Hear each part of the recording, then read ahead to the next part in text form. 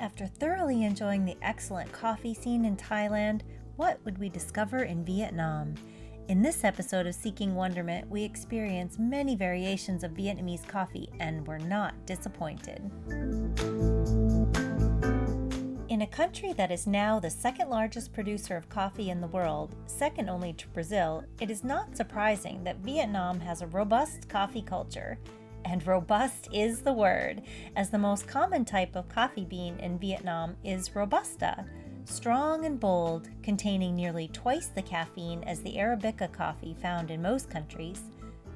The higher caffeine content makes the coffee beans naturally more pest resistant, and though Robusta coffee can grow anywhere between sea level and higher altitudes, 80% of Vietnamese coffee production is located in the Central Highlands region of Vietnam. Coffee was introduced to Vietnam by the French in 1857, and after economic reforms in 1987 opened the country for trade, coffee export exploded. Given its strong dark flavors, whether served hot or in the most popular traditional way over ice, Vietnamese coffee is often served with sweetened condensed milk to cut the bitterness. The intentional act of watching the rich dark liquid drip through a metal Vietnamese coffee filter, called a phin, forces one to pause for a moment in the day and appreciate the simple innovations and the art of making coffee.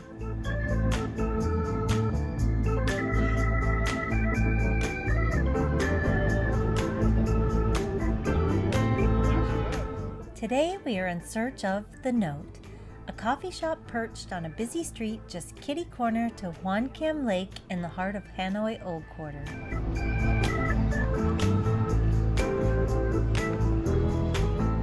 With a style all its own, The Note is 4 stories high, every inch of its interior covered floor to ceiling with post-it notes with handwritten messages from tourists and locals alike.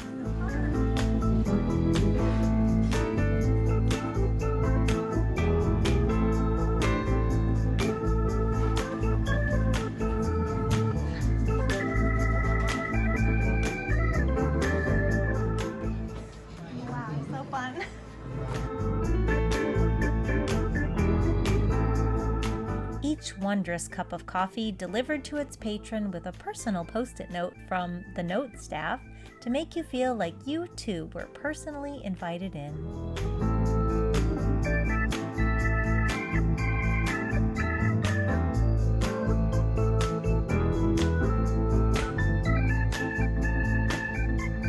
A seat on the 3rd floor overlooking the street and the lake is the perfect spot to contemplate the many people that have passed through this space.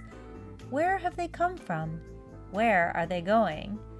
As I read the notes, I get a glimpse of their desires, dreams, and musings, and bask in the feeling of connectedness.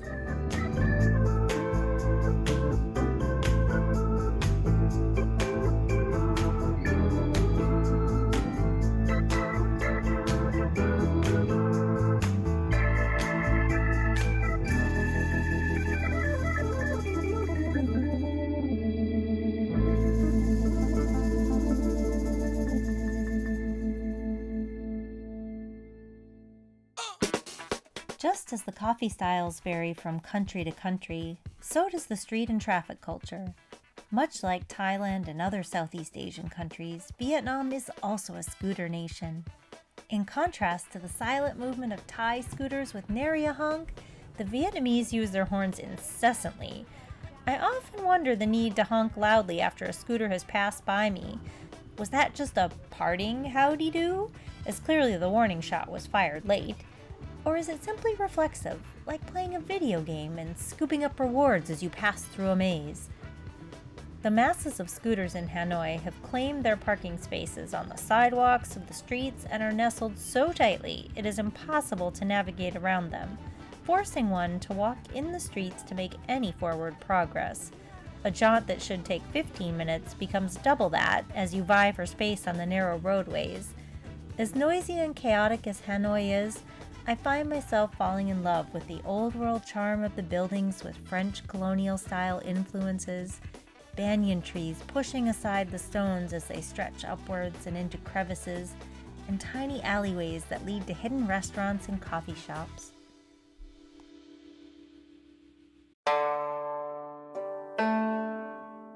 In the busy chaos of increasing civilization, it has become my quest to seek silence as often as I seek wonderment, and I discover that serenity at Tranquil Books and Coffee in Hanoi, tucked at the end of a quiet alleyway.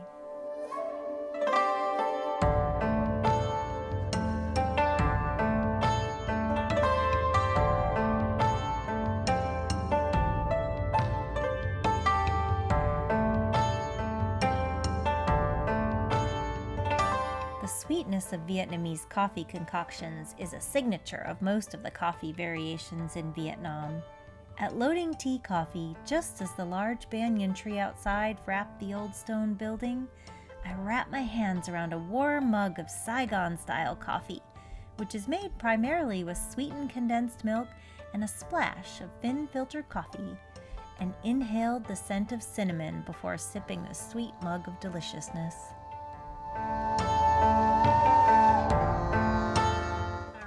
Arrived at this coffee shop and discovered there isn't upstairs, but yeah, just going to it's like we've come to the Hobbit Home. Yep, that's it.